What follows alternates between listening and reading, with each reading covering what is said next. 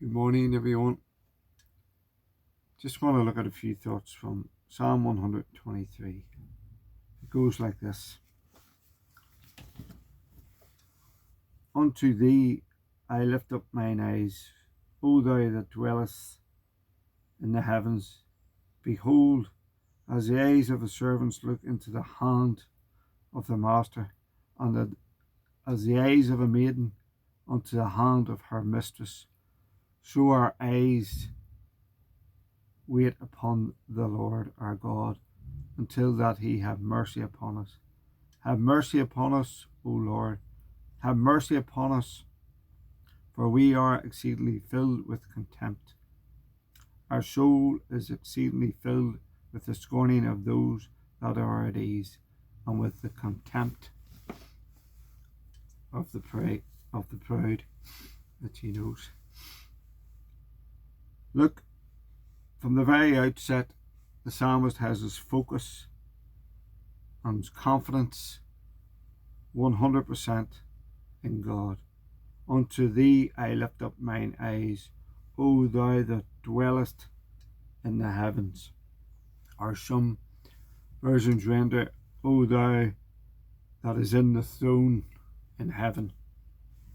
We see in Psalm 121, it starts off like this.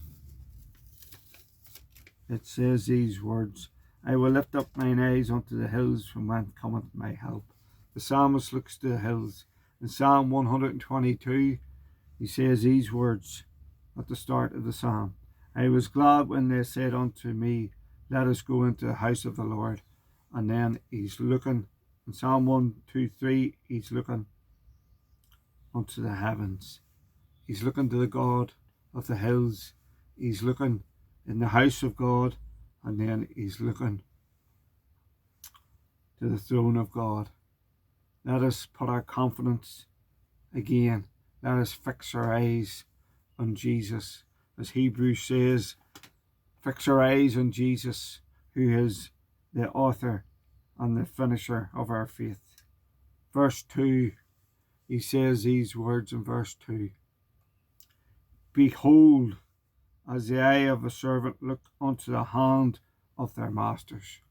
It has the idea of a waiter waiting on his master, waiting to see if he's going to grab that piece of bread from the dining table, and goes quickly to offer him the basket of bread, waiting to see if he needs his cup filled again with that drink, waiting to see what the master wants. And this is what we should be doing: waiting on the hand of God, waiting on the leading of God. Have our eyes focused on what he wants to do, not what we want to do, but what he wants to do. This is this idea that the psalmist is keeping his focus on his master. The psalmist is keeping his focus on the hand of his master. It goes on to say, and the eyes of the maiden unto the hand of her mistress. And then it goes on to say, so our eyes wait upon the Lord our God, unto that he have mercy upon us. That word wait means to look. So it reads like this: so our eyes look upon the Lord our God, until that he would have mercy upon us, upon me, but upon us. We can render that, upon us. Let us look to Jesus for our mercy. Let us look to Jesus. Let us keep our eyes fixed on him. James Montgomery Boyce asks a good question: do we look to God like that? Do we look to God with reverently, obediently, attentively, continuously, expectantly, singly, submissively, imploringly? Probably not, but we should. We should look to the hand of God for everything that we would need. The psalmist goes on to say, verse 3, have mercy upon me, O Lord, have mercy upon us, for we are exceedingly filled with contempt. Notice the words mercy. He's crying on to the Lord for mercy. He knows that his mercy is not going to come from anything on this earth, because man's mercy is very little, but God's mercy is great. Have mercy upon us, O Lord, for we are exceedingly filled. Notice the words us, we, as a company of people. He's speaking of a company here. And look, we are exceedingly filled with contempt. Contempt. Maybe there's someone and you know they've really contempt of you. That word contempt, it means a real hatred. Look at the psalmist here. He says exceedingly filled. They're just full of so much contempt for you, so much hatred, so much bitterness. It's eating away at them. And then verse 4 says, our soul is exceedingly filled with the scorning. Scorning means contempt again. Same word of those that are at ease, seem to be at ease, while they're criticizing you, while they're scorning you, while they've hatred for you, while they've bitterness for you. They're at ease. Their life is going simply. Their life is going well. Everything seems to be falling into place.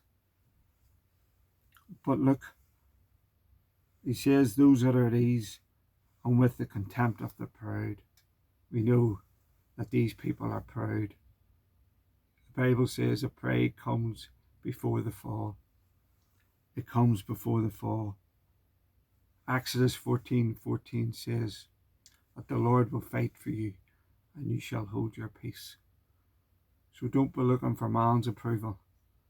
Cry unto the Lord for his mercy. For his mercy is greater than man's mercy. His mercy far outweighs what man does. Because the Bible says the heart is deceitfully wicked above all things. Who can know it? There's so much contempt, so much pride in people's heart. May we always be humble. May we always take the lowly place. Isaiah tells us that he is the high and lofty one who inhabits eternity, whose name is holy, and he comes to those of a humble and contrite spirit. So just as the psalmist says here, he's looking to Jesus. Let us always look to him. Let us find mercy in him. Let us be humble in him. Let us show grace to others through him. Let us always take the lowly seat, and let us always cry unto him for our mercy. Cry unto the Lord. Look to him. Look to the throne of heaven. And that's my prayer this day. May we be kept humble. May we never be proud. May we never be exceedingly filled with contempt for anybody. For anybody. 1 Corinthians 6:9 speaks about drunkards, revilers, fornicators, blasphemers. And then verse 10, Paul says these words. So, such were some of you. Such were some of you. And that's where God has taken us from. His mercy has took us from the pit. His mercy has took us from the pit. May we never be exceedingly filled with pride. May we never be filled with hatred. May we never be filled with anything, only the grace and the mercy that God can show us. The grace and the mercy that God gives us every single day. His mercy endures forever. His mercy is new every morning, and great is his faithfulness. So let us show mercy this day. Let us show grace. And let us, if you're a blood-bought, born-again Christian, let us show love to them that don't know Christ. Thank you for listening. God bless.